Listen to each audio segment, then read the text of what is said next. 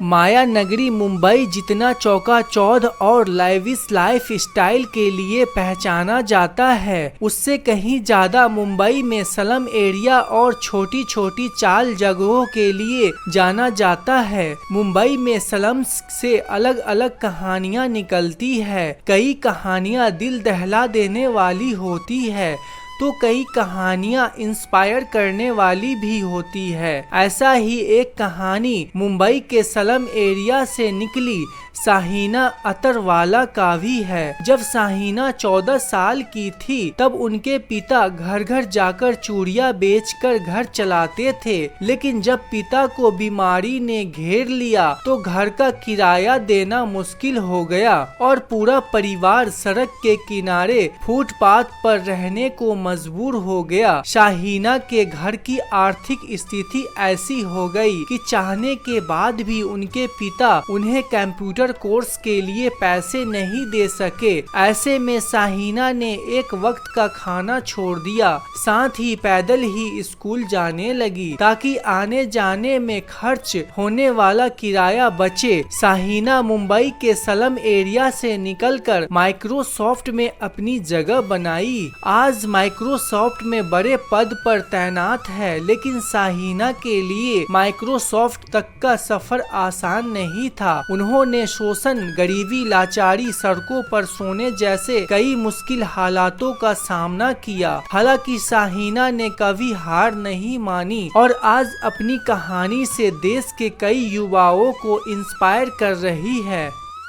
कहते हैं कि जब जज्बा हो तो कोई भी काम मुश्किल नहीं। शाहीना ने एक वक्त खाना छोड़ा और पैदल ही स्कूल जाना शुरू कर दिया ताकि आने जाने में खर्च होने वाला किराया बचाया जा सके। इस दौरान थोड़े थोड़े पैसे जोड़कर उन्होंने कंप्यूटर पढ़ाई फिर से शुरू की। आर्थिक हालात कुछ सुधरी तो उनके पिता ने कुछ पैसे खुद लगाकर और कुछ दूसरे से उधार लेकर शाहीना के लिए सेकेंड हैंड कंप्यूटर खरीद दिया। शाहीना पढ़ने में तेज तर्रार थी और उन्होंने अपने दम पर मुंबई यूनिवर्सिटी से अच्छे नंबरों से पास होकर स्नातक की पढ़ाई पूरी कर ली और फिर नीट की विजुअल कम्युनिकेशन एंड डिजाइन की कोर्स किया। यहीं से शाहीना की किस्मत बदलनी शुरू हुई।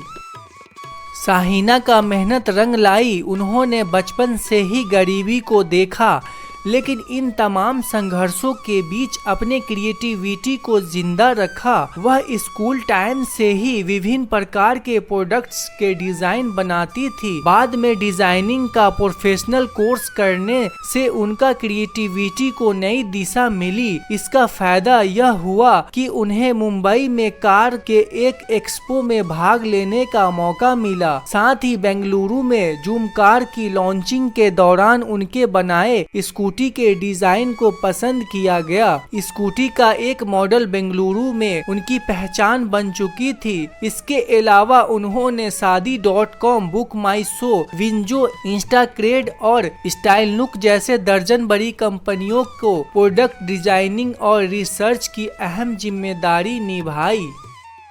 शाहीना की असली सफलता तब मिली जब 2021 में माइक्रोसॉफ्ट कंपनी से उन्हें ऑफर आया। वह वहां senior research and product designing manager के तौर पर काम कर रही है। वे माइक्रोसॉफ्ट के कई प्रोजेक्ट्स से जुड़ी है। फुटपाथ पर जिंदगी बसर करने से लेकर माइक्रोसॉफ्ट के दफ्तर तक उनका सफर हजारों लोगों को आगे बढ़ने के लिए प्रोत्साहित कर रहा है। यूपी से रोजी रोटी कमाने मुंबई आए शाहीना के पिता यूनुस अतरवाला बांद्रा की जिस दरगाह वाली गली में रहते थे, उसी के सामने ही शाहीना ने एक घर खरीद कर अपने माता पिता को दिया। इसका जिक्र वह अक्सर अपने सोशल मीडिया मंच पर करती है। झोपड़पट्टी की जिंदगी पर आधारित नेटफ्लिक्स की बैंड बॉयज बिलियनियर्स इंडिया में शाहीना का वह झोपड़ी भी दिखाई देता है जिसमें वह कभी रहा करती थी। इन शुरुआती सफलताओं के बाद शाहीना ने रुकने का नाम नहीं लिया।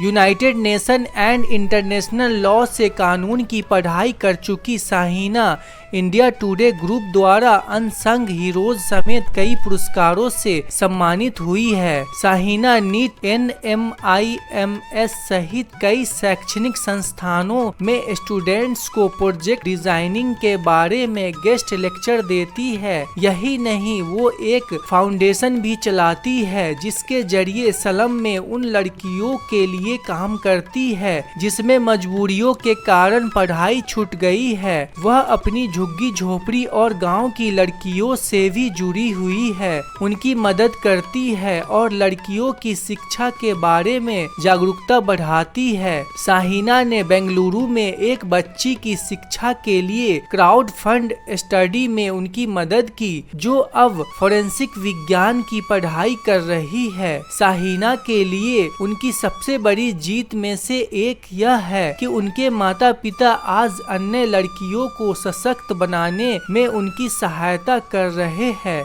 इसके अलावा वह पिता यूनुस अतरवाला के नाम पर यूनुस परफ्यूम शुरू कर कामकाजी महिलाओं और युवतियों को स्वरोजगार दे रही है। 1 दर्जन NGO के संचालकों का शाहीना मार्गदर्शन करती है। जेंडर इनइक्वलिटी और सेक्सुअल हैरेसमेंट पर देश विदेश में दमदार भाषण देती है।